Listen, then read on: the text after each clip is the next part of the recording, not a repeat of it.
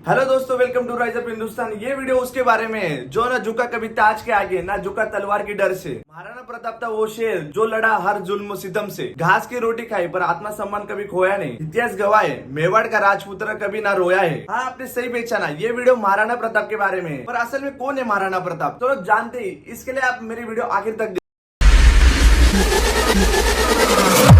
Pratap 7.5 foot कुंभकगढ़ में जन्म लिया, राजस्थान का एक शक्तिशाली पुत्र। वो जब अकबर पूरी दुनिया को जीत चुका था, पर अकेले महाराणा प्रताप केवल मेवाड़ में खड़े हुए, वो भी अकबर के खिलाफ। देखिए, अकबर कभी जीता नहीं और महाराणा प्रताप कभी हारे नहीं। जब हल्दी घाटी का युद्ध हुआ था, अकबर की सेना 80,000 की थी और महाराणा प्रताप की सिर्फ 15,000 की। ध्यान दीजिए, अकबर की 80,000 और वहां सिर्फ 15,000। ध्यान देने वाली बात है कि अकबर की सेना में दम था, पर महाराणा प्रताप की सीने में दम था। शुरू से शुरू करते तो महाराणा प्रताप का जन्म 9 मई 1540 में कुंभकगढ़ में राजस्थान में जन्म लिया। इनके पिताजी महाराणा उदय सिंह और इनकी माता जयवंती बाई। जयवंती बाई न केवल इनकी माँ थी, बल्कि बचपन से एक पहली गुरु थी। बचपन से इनके पास लीडरशिप क्वालिटी इतनी ज्यादा थी कि खेल खेल में ही बच्चों का लीडर बन जाते थे और टीम बना देते थे। उनके रोल ही गोल डिसाइड कर देते थे। उसी समय अस्त्र शस्त्र आर्मी की पूरी ट्रेनिंग उन्होंने ले ली। उनमें कई सारे लोग थे सिसोदिया वंश में, जैसे बापा रावल, राणा सांगा, राणा हमीर, राणा प्रताप। लेकिन महाराणा केवल राणा प्रताप को बोला गया। महाराणा प्रताप की दूसरी पत्नियां चाहती थी कि उनका पुत्र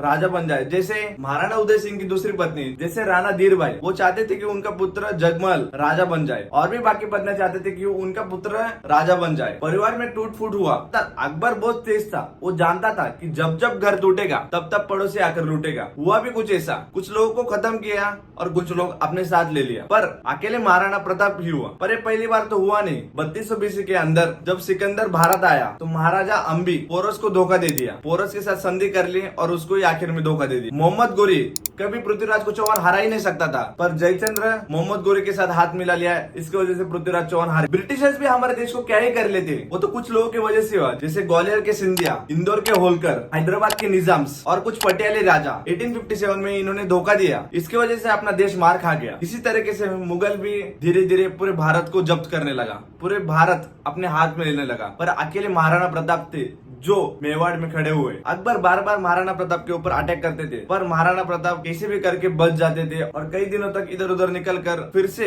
एक नई सेना बनाते थे। पर ध्यान देने वाली बात है कि महाराणा प्रताप कभी उनके हाथ मिल नहीं पाए और ना ही उनको कभी मार पाए, और फिर से महाराणा प्रताप एक नई सेना बनाते थे और फिर से बाउंस बैक करते थे। महाराणा प्रताप शरीर से इतने ताकतवर थे, 7.5 फुट की उनकी हाइट, 70 किलो का उनका कवच, 10-10 किलो के उनके जूते, 10-10 किलो की उनकी तलवार और 80 किलो की उनकी भाला। और बहलोल खान को कैसे मारा, पर कौन था असल में बहलोल खान? बहलोल खान वो एक सेनापति था अकबर का, जो हल्दी घाटी के युद्ध में आया था। बहलोल खान को घोड़े के समेत महाराणा प्रताप ने उनको चीर डाला। इस तरीके खतरनाक थे महाराणा प्रताप। पर असल में बार बार लड़ाई का कारण क्या था, समझे? पॉलिटिकली और ज्योग्राफिकली मेवाड़ काफी इंपॉर्टेंट था, क्योंकि अकबर महत्वपूर्ण था। एक गंगा मार्ग का व्यापार को पश्चिमी तट के साथ जोड़ता था। ज्योग्राफिकली अगर वेस्टर्न हेमिस्फीयर से कुछ इम्पोर्ट एक्सपोर्ट करना पड़ता था, इंडिया के बाहर देशों से कुछ टेरिटरी को मदद लेना पड़ता था, तो अकबर को मेवाड़ पार करना पड़ता था। मेवाड़ एक किरकिरी बन गया था अकबर के लिए। पर अकबर को मेवाड़ जीत नहीं पा रहे थे, क्योंकि अकबर तो पूरे भारत को मान जाते थे, पर अकेले महाराणा प्रताप मेवाड़ में अकड़ के खड़े हुए। पर एक्चुअली में अकबर की जो सेना थी उससे कई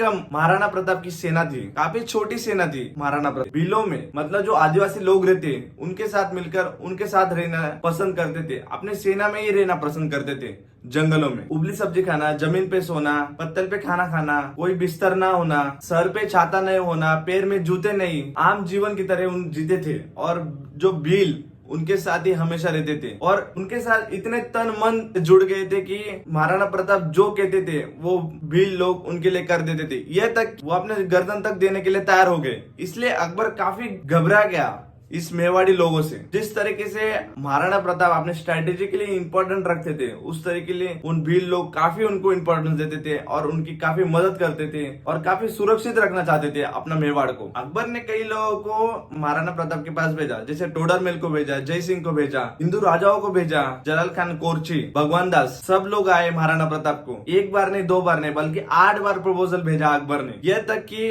अकबर ने एक ऐसा प्रपोजल भेजा कि आपका आधा हिंदुस्तान तुम्हारे नाम पे कर देंगे, पर मेवाड़ छोड़ दीजिए। पर महाराणा प्रताप तो महाराणा प्रताप ने सीधा इनकार कर दिया। मेवाड़ वो, क्योंकि वो मेवाड़ उनको काफी पसंदीदा और वहाँ पे जन्मे उनको सुरक्षित रखना चाहते थे, वहाँ लोग को वो रक्षा करना चाहते थे और एक साथ मिलकर रहना चाहते थे। तो इसलिए महाराणा प्रताप तो महाराणा प्रताप, इसलिए वो आकड़ कर मेवाड़ में खड़े रहे। महाराणा प्रताप को भगवान मानते थे मेवाड़ी लोग। ये तो क्या, अब्राहम लिंकन की माँ एक बार उनके बेटे को पूछती है, क्या तुम हिंदुस्तान जा रहे हो? तो अब्राहम लिंकन कहते हैं, हाँ मैं हिंदुस्तान जा रहा हूँ। तो अब्राहम लिंकन की माँ पूछती है उन्हें, मेरा एक छोटा सा काम करके आना, आते वक्त मुझे कुछ लेके आना। तो अब्राहम लिंकन पूछते, आप क्या चाहते हो माँ? तुम आते वक्त हल्दी घाटी की मिट्टी लेके आना। वो इसलिए क्योंकि महाराणा प्रताप को मैं आज भी पूज्य मानती हूँ। वो इसलिए क्योंकि अकबर तो तैयार हो गया था कि आधा हिंदुस्तान एक महाराणा प्रताप के नाम पर दे, पर अकेले महाराणा प्रताप थे जो केवल मेवाड़ में खड़े होके उनके खिलाफ जीत के दिखाया, बल्कि उन छोटे सा मेवाड़ को अपने सुरक्षित रखा। और काफी इंपॉर्टेंट था वो मेवाड़ अकबर के लिए। जीत चुके थे, हर जुल्मों से लड़ते थे, ना किसी से डरते थे। वो था वो स्ट्रेटेजी, इतना इंपॉर्टेंट है महाराणा प्रताप उस मेवाड़ के लिए। और वो लोग काफी सपोर्टिव थे। पर महाराणा प्रताप तो महाराणा प्रताप, मारू मेवाड़ी सरदार। 1576 में इतने छोटे सेना होने के बावजूद भी महाराणा प्रताप ने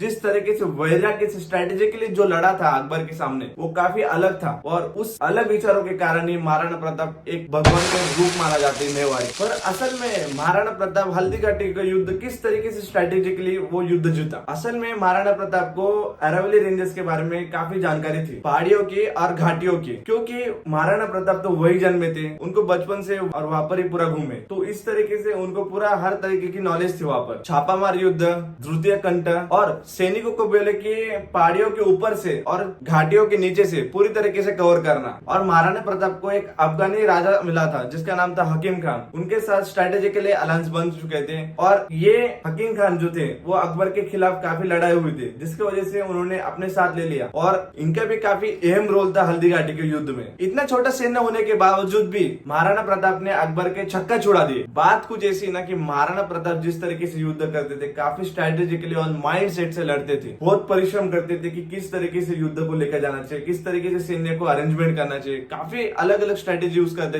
जंगलों में। और भीलों को भी इस तरीके से ट्रेनिंग देते थे कि हर मुश्किल से मुश्किल कठिनाई में भी इस तरीके से जीत पाए। अगर महाराणा प्रताप मारेंगे तो घोड़े हाथी के साथ उनको मार डालेंगे। तो इसकी वजह से अकबर काफी डरते थे महाराणा प्रताप के सामने आने के लिए। चेतक जो महाराणा प्रताप का काफी पसंदीदा घोड़ा था, काफी शक्तिशाली था, और इस घोड़े के आगे एक सूंड लगा देते थे जिससे हाथी कंफ्यूज हो जाते थे, क्या ये सच में घोड़ा है या हाथी। साथी तेरा घोड़ा जो चेतक जिस पर जो सवारी करता है, उसमें से क्या खास बात है जिसमें अकबर काफी घबराता है? चेतक जो नीले रंग का एक अफगानी घोड़ा था और एक मात्र ऐसा घोड़ा था जिस पर कई सारी कविताएं लिखी गई है इतिहास के पन्नों में। महाराणा प्रताप चेतक को काफी प्रेम करते थे। उस दौरान क्या होता था ना कि हाथी के सूंड के आगे तलवार लगाई जाती थी। तो हुआ कुछ ऐसा कि जब महाराणा प्रताप घोड़े पे सवारी कर रहे थे, तो जब छलांग लगाए उस समय घोड़ा का एक टांग कट गया था, तो जिसकी वजह से घोड़ा अच्छे से भाग नहीं पा रहा था। पर महाराणा प्रताप एक जगह फंस जाते और उस जगह से दूसरी जगह पे कूदना पड़ा। पर वो काफी बड़ा नाला था, उस छलांग को बिना कुछ डरते महाराणा प्रताप का जो चेतक घोड़ा था 28 फीट उस घोड़े ने छलांग लगाई दूसरे टप्पे पर जाने के लिए। और पैर कटने के बावजूद भी वो अपने राजा को बचाने के लिए पहले छलांग लगाए। छलांग लगाने के बाद उनके महाराज को उन्होंने सुरक्षित दूसरे टप्पे पर जब पहुंच गए, तब चेतक ने उसका प्राण त्याग दिया। और महाराणा प्रताप तक काफी रोए थे। और इतना ही नहीं, बल्कि इनके और भी उदाहरण है कि महाराणा प्रताप किस तरीके से आदमी थे। प्रताप के पास एक ऐसा हाथी था जिसका नाम राम प्रसाद था। वो हाथी अहम भूमिका निभाता है हल्दी घाटी के युद्ध में। उस राम प्रसाद ने हल्दी घाटी के युद्ध में अकबर के कम से कम 8 घोड़े खत्म कर डाले। राम प्रसाद के आगे सूंड को एक तलवार लगाई जाती थी जो काफी खूंखार था। और अकबर का पूरा फोकस था कि इस राम प्रसाद को कंट्रोल करने के लिए, और उन्होंने वही किया। उन्होंने 8 हाथियों को चक्रव्यूह में फंसा दिया और महावतों की मदद से उसको कंट्रोल किया। और अपना राजमहल को उन्होंने उस हाथी को लेके गए। उस हाथी को उन्होंने जेल में रखा और अकबर उस हाथी को 28 दिन तक खाना पीना सब कुछ देता था। पर महाराणा प्रताप की बिछड़ने के कारण उस राम प्रसाद ने ना कुछ खाया, खाना पीना सब कुछ एवं जल को भी उन्होंने त्याग कर दिया। जब अकबर इस हाथी को अपने राज्य में लेके गए थे, तो उसका नाम राम प्रसाद से पीर हाथी का नाम बदल दिया। प्रसाद ने अपने शरीर को त्याग दे दिया 28 दिनों के बाद। फिर अकबर कहते हैं कि राम प्रसाद जो कि महाराणा प्रताप का एक हाथी था, वो अपना सिर नहीं झुकाया मेरे आगे, तो महाराणा प्रताप का कैसा सिर में झुका दूंगा। पर अकबर रुका नहीं, वो फिर से नियुक्त करना चालू कर दिया। 1580 में एक सबसे शक्तिशाली बहादुर जिसका नाम अब्दुल रहीम खान था, उसको नियुक्त करा और इस बार अजमेर में किया। और उन्हें अब्दुल रहीम को कहा कि तुम्हें तुम्हें मैं इस बार जिम्मेदारी देता हूँ कि किस तरीके से भी मुझे मेवाड़ लेके आओ, मुंह मांगे इनाम दे दूंगा, पर तुम्हें महाराणा प्रताप को मेरे हाथों में लेके आना है। पर दूसरी ओर कुंवर अमर सिंह जो कि सेनापति थे महाराणा प्रताप के, उन्होंने अब्दुल रहीम को कंफ्यूजन करने के लिए शेरगढ़ में अटैक कर डाला। और जैसे ही अब्दुल रहीम का ध्यान भटकता है तो कुंवर अमर सिंह ने उनके राज्य में जाके उनके परिवार को, उनके बेटियों को, उनकी बेगम को, उनको बंदी बनाकर मेवाड़ को लेके आए। पर जैसे ही ये बात महाराणा प्रताप को पता चलती है तो उनको काफी बुरा महसूस होना चालू हो गया। पर आज भी सभी को पता है कि महाराणा प्रताप स्त्रियों का काफी बड़ा सम्मान करते हैं। इस तरीके से महाराणा प्रताप हर स्त्रियों को सम्मान करते थे। केवल महाराणा प्रताप ही नहीं बल्कि छत्रपति शिवाजी महाराज, छत्रपति संभाजी महाराज, पृथ्वीराज चौहान और भी कई ऐसे अन्य वॉरियर्स, उनको आत्मग्लानि होना चालू हो गया। और इसलिए महाराणा प्रताप तुरंत बोलते हैं कि उनकी बेटी, बेगम, बहू सभी को फौरन उनके राज्यों में लेके जाइए, युद्ध जंग मैदान में करेंगे पर औरतों से नहीं। औरतों को पूरे सम्मान से तुम सुरक्षित उन्हें उनके राज्यों में फिर से वापस लेके जाना। इस तरीके के सम्मान हर स्त्रियों को महाराणा प्रताप रखते थे। ये वीडियो मैं इसलिए बना रहा हूँ क्योंकि हर किसी को एक वॉरियर के बारे में पता होना जरूरी है, क्योंकि जिस उम्र में उन्होंने कुछ कर दिखाया, पूरा अपना देश का, पूरी दुनिया चाहती है कि उस वीरता से लड़े। और काफी इंस्पिरेशन स्टोरी वो हमें देते हैं। इनकी जो पुस्तक या स्कूल कॉलेजेस में नहीं पढ़ा जा रही है, इसलिए ये वीडियो आप पूरे देश में फैलाना चाहिए, क्योंकि हर किसी को इंस्पिरेशन स्टोरी पता होना चाहिए, जिससे हर हिंदुस्तान एक अलग लेवल का जुल्म से हर फील्ड में मेहनत करेगा और काफी आगे बढ़ेगा। और एक बात मैं कहना चाहता हूँ कि अकबर कभी जीता नहीं और महाराणा प्रताप कभी हारे नहीं।